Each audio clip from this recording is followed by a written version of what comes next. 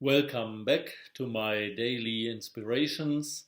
Today, February the 1st, Monday, a new week, a new month. So, I welcome you to my reading of John's Gospel. Today, we will read John 7:53 to 8:11, which sounds a bit strange, and the reason for this is that this is the famous story of the woman caught in adultery and about to be stoned by Jewish leading figures.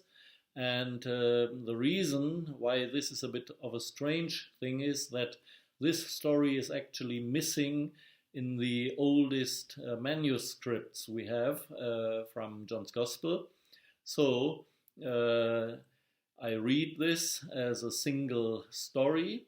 In most of the Bibles, it's just part of the canonical text, and there might be a footnote in your Bible as well, saying that this actually this story was not part of the first manuscripts.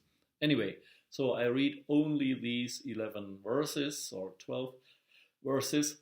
Making a few remarks about it, and then tomorrow we will read the rest of chapter 8, which is a long discussion between Jesus and the Jewish leaders, and it's a difficult one. So today, just these 11 verses, 12 verses. So, John 7:53 to 8:11. An incident in the temple. And they went each to his home, and Jesus to the Mount of Olives. At daybreak he appeared again in the temple, and all the people gathered round him. He had taken his seat and was engaged in teaching them when the doctors of the law and the Pharisees brought in a woman caught committing adultery. Making her stand out in the middle, they said to him, "Master, this woman was caught in the very act of adultery. In the law, Moses has laid down that such women are to be stoned. What do you say about it?"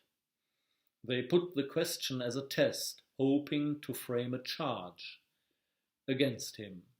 Jesus bent down and wrote with his finger on the ground.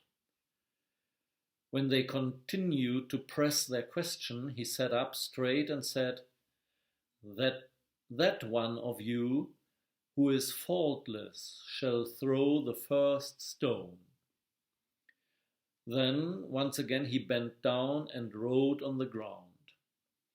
When they heard what he said, one by one they went away, the eldest first. And Jesus was left alone, with the woman still standing there. Jesus again sat up and said to the woman, "Where are they? Has no one condemned you?" She answered, "No one, sir." Jesus said, "Nor do I condemn you. You may go. Do not sin again." So, these are these 12 verses. Famous story. And of course, it's kind of an embodiment of the spirit of Jesus, isn't it? We see Jesus in a very powerful but calm way, very relaxed. It sounds like he is really in charge of the whole situation, sitting down, looking up, looking down, sitting up, and talking very calmly. But of course, this is the embodiment of the question of mercy.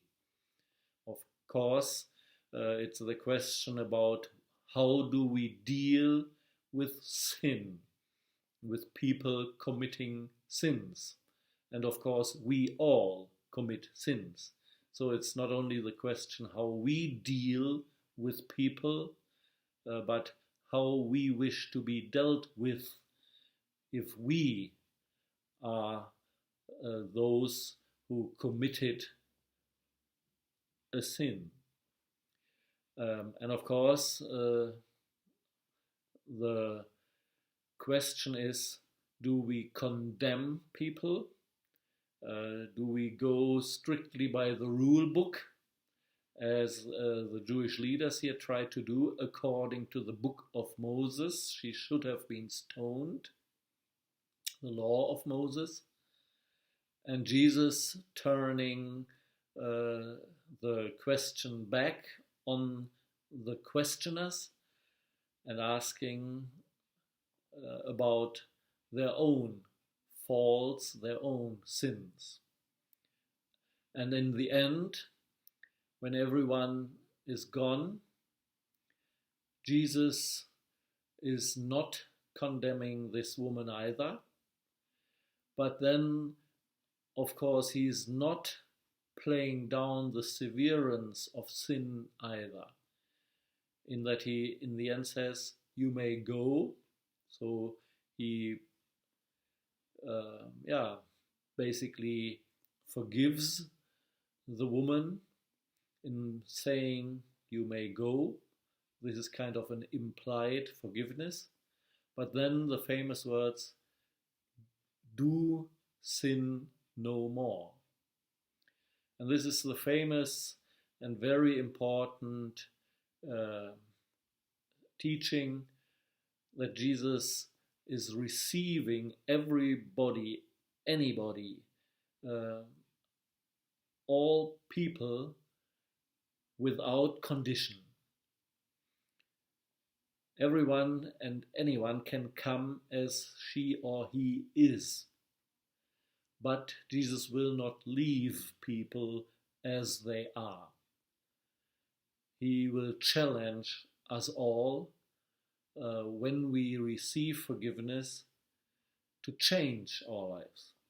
And of course, this is very difficult, and we will never be perfect.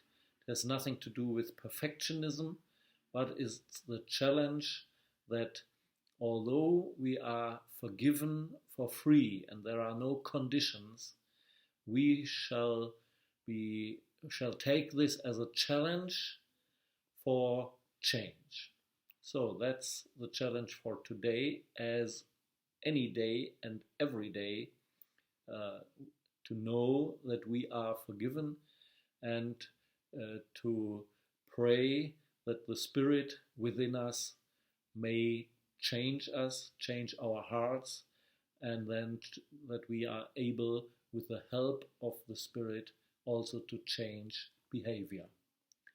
So that's the story, John 7:53 to 8:11. We are free and we are challenged to change our behavior. Have a nice day. In Hamburg, the sun is shining. It's quite cold, but it's very nice weather. So I hope wherever you are, you can enjoy your day as well.